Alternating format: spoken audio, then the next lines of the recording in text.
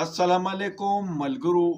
نبی علیہ السلام ارشاد دی چې 13 ورځې مسجد نبوي کې اعتکاف تکینی اینه بهتر دا ده چې د یو بیوسه انسان مدد وکړي.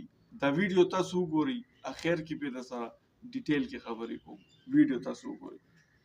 मैंने उस दिन एक रसूल अल्लाह सल्लल्लाहु अलैहि वसल्लम की हदीस पढ़ी जिसका मफहूम है कि रसूल अल्लाह सल्लल्लाहु अलैहि वसल्लम इरशाद फरमाते हैं कि मेरे नज़दीक मैं 1 महीना मस्जिद नबी में इतिकाफ में बैठूं, इससे बेहतर है कि मैं किसी एक इंसान का दुख दूर कर दूं। यानी कि किसी एक इंसान को अगर आपने कोई आसानी पहुंचा दी, हम तो अपनी निगाहों से अपने माल से लोगों को नुकसान में पहुंचा रहे होते हैं, अगर हम दूसरों की इज्जत पे नजर डाल रहे हैं तो हमारी इज्जत किसके हवाले?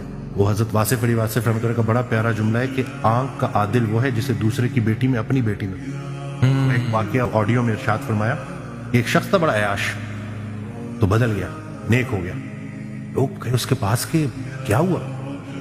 जी बस मुझे पीर मिल गया और पीर भी कामिल मिल गया। तो पूछा कि कहाँ मिला पीर? कहते मेरे घर बेटी पैदा हो, जब से मैंने बेटी का मासूम चेहरा देखा है मैंने उससे वादा किया है कि आज के बाद तेरा बाप कोई कबीरा गुनाह नहीं करेगा। जब बेटी को रुखसत करते हो ना तो जहेज में ये भी दिया करो कि जब से तू इस दुनिया में आई है तेरे बाप ने कोई बड़ा गुनाह नहीं किया।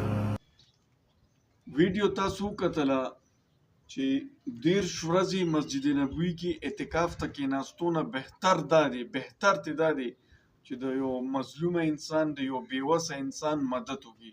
نن معاشره کې کم کار دی چې چا سره پیسې راځي نو بس لکه هغه هم ښه دی جومات ته دغه ورکول، خو دا ته بهتر دی لکه انسان لکه که نن مونږ یو ځای کې کار هم کوو که نه، یو اداره کې یا هر څه کې یو دیاړي مزدوري قسم دی که کور پې پوره کېږي، او نو دارنګې ته نن مونږ خلک یې اګنور کوو، حالانکې دی ته د پیسو ضرورت دي او څوک وله لږ امداد ورکړي نو بیا به تر مرګه وایي ما پلانکي سره مددونه کړي دي، زما خو پې ډېر احسانونه دي او ما ورسره ډېر مددونه کړي، نو ستا مدد هم په تندر لاړو، وطن هم درنه خفه شو، هغه ته به دا خبره رارسي.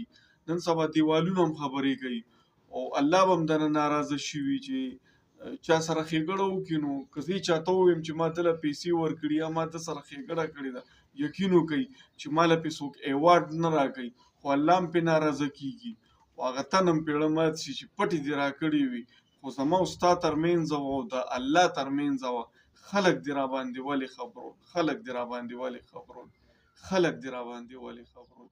مننه.